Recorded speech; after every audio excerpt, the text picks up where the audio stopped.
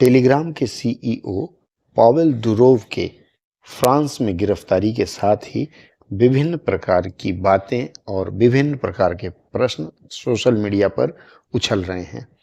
कुछ लोग तो यह भी प्रचार कर रहे हैं कि टेलीग्राम के सीईओ की गिरफ्तारी के साथ ही टेलीग्राम का भविष्य अधर में लटक गया है और हो सकता है टेलीग्राम आगे चल करके बंद हो जाए।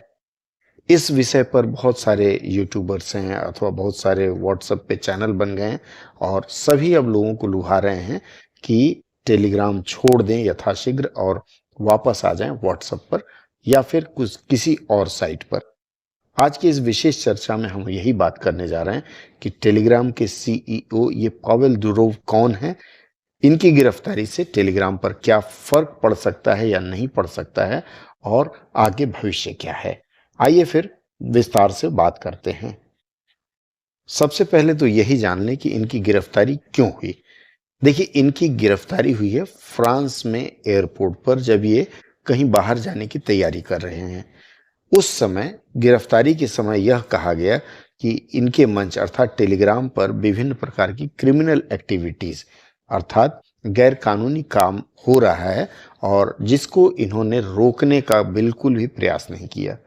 उसके बाद इनके ऊपर यह भी इल्जाम लगाया गया कि यूरोपियन यूनियन के जो नियम कानून है खासकर सोशल मीडिया से संबंधित उन नियम कानूनों की भी ये अवहेलना कर रहे हैं और उन नियम कानूनों को भी नहीं मान रहे हैं। इसके कारण इनकी गिरफ्तारी हुई है। हालांकि उनकी इस गिरफ्तारी का विरोध Elon Musk, Edward Snowden, Lex Fridman, Tucker Carlson इन समस्त लोगों ने विरोध किया है और कहा है कि यह फ्री स्पीच के दौर में अगर इस तरह की कोई बात आती है तो फ्री स्पीच राइट अर्थात अपनी बात कहने के अधिकार का यह हनन हो रहा है और इस तरह की गतिविधि बिल्कुल भी उचित नहीं है। अब अगर पावेल दुरोव की अगर हम बात करें तो इनका चरित्र बचपन से ही या कह लें जब से ये बड़े हुए हैं तब से ही बेचारे विवादों के घेरे में रहे हैं। हालांकि बहुत होनहार थे। इनका जन्म 10 अक्टूबर 1984 में रूस में हुआ था और रूस में होने के साथ साथ कम से कम 3 से 4 देशों की नागरिकता इनको प्राप्त है। एक तरफ जहां इनके दादाजी द्वितीय विश्व युद्ध के लड़ाके रहे हैं, वहीं इनके पिताजी ट्यूरिन में रहा करते थे। तो हालांकि इनका जन्म भले ही रूस के लेनिनग्राड में हुआ हो, लेकिन इनका आधे से अधिक समय इटली के टूरिन में बीता है। सन 2006 में जब ये विश्वविद्यालय में पढ़ रहे थे तो इन्होंने एक फोरम तैयार किया था spigbu.ru spbgu.ru। यह इनका जो प्लेटफॉर्म बनाया था इन्होंने, इसमें इतने ज़्यादा लोग आने लगे कि कभी ऐसा लगा कि रूस की यह अपनी एक अलग विधा निकल आई है जिसमें लोग खुल के अपनी बात कह पा रहे हैं। 2006 में ही इन्होंने वी कोंटा काटे का एक बीटा वर्जन लॉन्च किया। यह सितंबर माह में किया था। ये जो vkontakate.ru इन्होंने शुरू किया था, ये कोंटा काटे का मतलब होता है कि आइए हम बात करें या आपस में मिले जुले। और सिर्फ 2 वर्ष के अंदर 1 से 10 मिलियन तक इसके सब्सक्राइबर हो गए। 2008 में रूस का सबसे पॉपुलर सोशल नेटवर्किंग सर्विस बन गया और उस समय इसकी कीमत आंकी गई थी अमेरिकन डॉलर 3 बिलियन की। अब आप जानते ही हैं कि जहां प्रसिद्धि होगी वहां आपके विरोधी भी तैयार होंगे या फिर कह सकते हैं तमाम तरह की परेशानियां होंगी। और वही हुआ सन 2011 में पुलिस के साथ सेंट पीटर्सबर्ग में इनके साथ झंझट हुआ। झंझट क्या हुआ कि विरोधी दल के कुछ लोगों ने, विरोधी मानसिकता वालों ने कुछ ऐसा पोस्ट किया था इनके प्लेटफॉर्म पर जिसे हटाने के लिए पुलिस वाले इन पर दबाव बनाते रहे। उस चक्कर में पुलिस वाले इन्हें अरेस्ट करने के लिए, गिरफ्तार करने के लिए इनके घर भी आए थे, लेकिन 1 आध घंटा प्रतीक्षा करने के बाद भी इन्होंने दरवाजा नहीं खोला तो पुलिस वाले चले गए। 2012 में इन्होंने पब्लिकली सबके सामने कुछ ऐसी हरकतें की, मतलब कुछ ऐसा चिन्ह इन्होंने प्रकट किया कि मैं किसी से डरता नहीं हूँ। और इसके बाद सन 2014 में 1 अप्रैल को इन्होंने वीके बोर्ड से इस्तीफा दे करके और वहाँ से ये शिफ्ट हो गए, क्योंकि अब यह लगने लगा कि कभी भी ये फंस सकते हैं या इनकी गिरफ्तारी के बाद इनकी सज़ा बढ़ सकती है।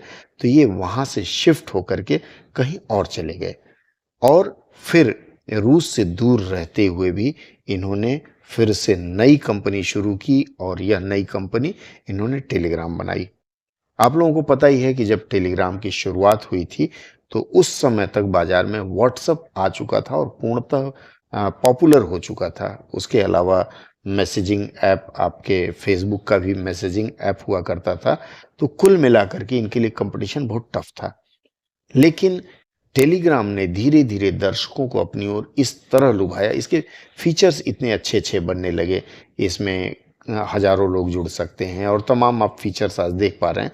धीरे धीरे यह फीचर्स अपडेट होने लगा और आजकल तो टेलीग्राम आप कह सकते हैं कि टेलीग्राम ने इनको पीछे भी छोड़ दिया है, व्हाट्सएप, मेटा जैसे कंपनियों को या प्लेटफॉर्मों को।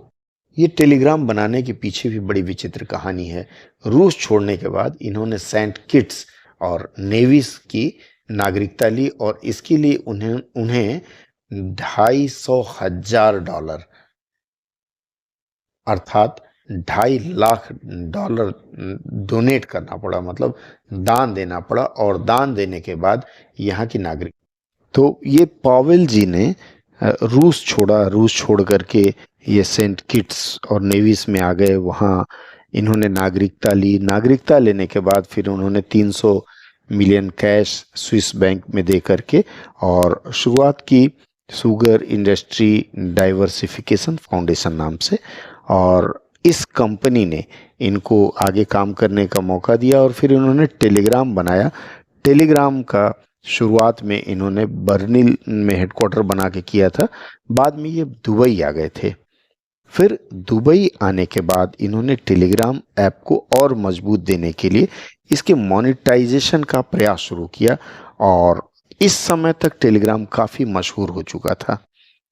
इन्होंने ग्राम नामक एक क्रिप्टो करेंसी शुरू किया और इसको इन्होंने Telegram open network platform TON पर देना शुरू किया।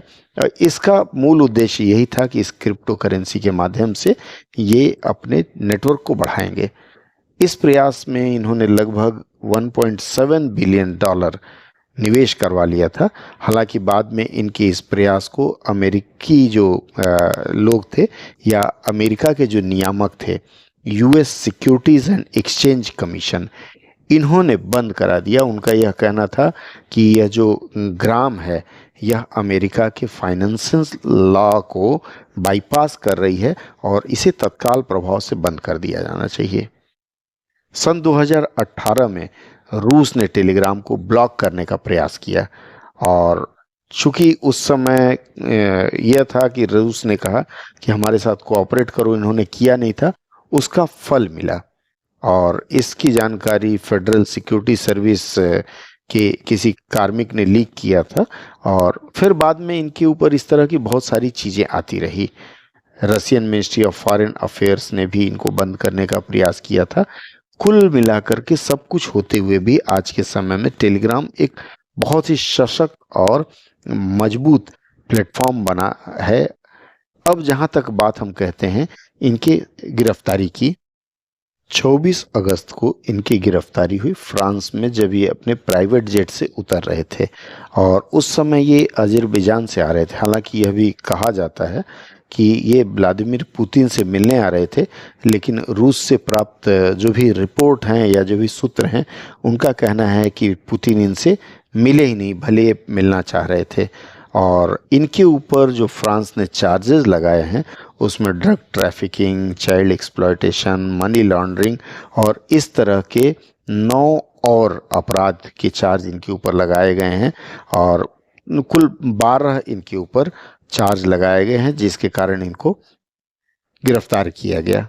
अच्छा, इस बंदे की एक और बड़ी अजीब बात है, यह आदमी इतना अमीर होते हुए भी, एक विदेशी होते हुए भी, कहा जाता है कि यह शाकाहारी था, शराब नहीं पीता था और फिर drug, caffeine, fast food in सब चीज़ों से दूर ही रहता था। मतलब अपना जीवन शैली इसने बहुत अच्छे ढंग से बना के रखा था, खुद को मेंटेन करके रखता था।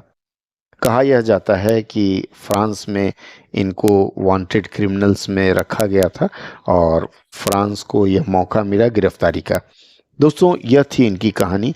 आने वाले समय में टेलीग्राम, चूंकि कोई कंपनी होती है, उसकी एक सीईओ हट जाने से कंपनी बंद नहीं होती, क्योंकि दूसरा सीईओ रहे आ जाएगा या फिर कोई और इसका संचालन करना शुरू करेगा। यह आपने देखा है, भारत में भी कई कंपनियों के साथ हुआ है। जहाँ तक टेलीग्राम के बंद होने की बात है, मुझे लगता है यह कोरी अफवाहें हैं।